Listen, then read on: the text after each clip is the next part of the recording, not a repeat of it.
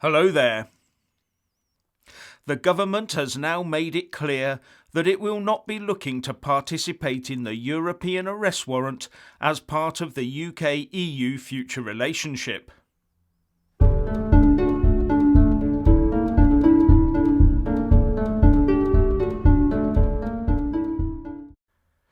Firstly, as ever, please kick that YouTube algorithm up the rear by giving this video a big fat like. And I'm always uploading new content, so please do check my YouTube channel daily. Now, the UK government issued its negotiating statement yesterday, and within it was the stated aim that the UK would no longer be a part of the European Arrest Warrant, and that any future trade agreement should contain a brand new EU-UK extradition procedure. Now, I do have to point out that although it's called the European Arrest Warrant, it only covers EU member states, so it's really the EU Arrest Warrant. Just try enforcing it in Russia, for example. The UK government statement itself said, "Extradition. The UK is not seeking to participate in the European Arrest Warrant as part of the future relationship. The agreement should instead provide for fast-track extradition arrangements based on the EU's surrender agreement with Norway and Iceland, which came into force in 2019, but with appropriate further safeguards for individuals beyond those in the European Arrest Warrant."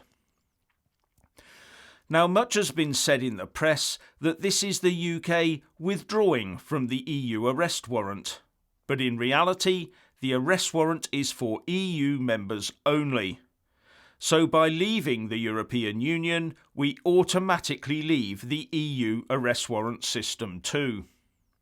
Yes, we could negotiate a special status as part of the future relationship deal, but I suspect that would entail massive concessions by us, as well as agreeing to have the ECJ oversee our extradition procedures. So it's right and proper as an independent sovereign nation that we agree a completely separate process with the EU, one that fully respects our independence. Now, the EU trumpets their arrest warrant as being free of political interference, saying, "Decisions are made by judicial authorities alone, with no political considerations involved." But a report on the EU arrest warrant and post-Brexit extradition procedures published by the campaign group Due Process paints a completely different picture. Due Process says that the European arrest warrant, the EU's fast-track extradition system, exposes every person under its jurisdiction to a serious risk of human rights abuses and miscarriages of justice. And in its report called "This is Not Justice, the cases that show what is wrong with the European arrest warrant," they point to 15 cases that show the EAW is deliberately misused by some EU member states for political ends. Poor investigations have led to cases of mistaken identity and miscarriages of justice. People have been convicted in their absence, unable to mount a defence, without being informed a trial was taking place, and people have had their lives turned upside down in extraditions that have subsequently been laughed out of court as no crime was committed. Due Process was launched in 2017 in the Houses of Parliament to point out the injustices and the need for EU arrest warrant reform. Its patrons are the MPs Graham Brady and David T.C. Davies, and the former MP Gisela Stewart. Now, to illustrate the point they make, I'll use the case of Andrew Symeou, as explained in this report. Symeou was accused of killing a fellow holidaymaker on the Greek island of Zanta. He was extradited in 2009, held for more than 10 months in appalling prison conditions, which have been censured by organisations including Amnesty International before his trial, and repeatedly denied bail. Simeo was accused on the basis of statements made by two of his friends, who have since said that these false statements were beaten out of them by police and that they had feared for their lives. In June 2011, Simeo was found not guilty by a Greek court, and in 2013 a UK inquest reached the same conclusion.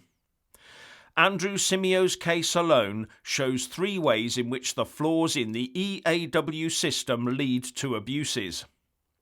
Police brutality to extract false statements from witnesses. Excessively long pre-trial detention, which is a violation of human rights. Horrific prison conditions, which amount to a violation of human rights. And then there's the case of Keith Hainsworth, who was arrested in Calais as he and his wife prepared to return to the UK after a Paris holiday. And this was based on a Greek EU arrest warrant. He was then held in awful conditions in both France and Greece until he got to court, where the charges were thrown out when it realised that his hire car number had been given to the local police by a known mischief maker. Here's what the report says about the conditions in the jails he was held in. Hainsworth was detained in France in a cell with a hole in the floor for a toilet, dirty blankets and no pillow or mattress. And conditions were even worse in Greece, as Hainsworth was held in an overcrowded detention centre that had been condemned by the European Court of Human Rights. He was given no food and forced to pay for water before being loaded into a cattle truck transfer wagon for the 9-hour journey to court. And on the Catalonian independence movement, the report says that EAW requests have been repeatedly issued in what has been seen by many as politically motivated charges from a government that does not want to contemplate self-determination for Catalonia. The UK government is exactly right to let this horror show drop out of our legal system. It's something we should have opted out of permanently and never have joined in the first place.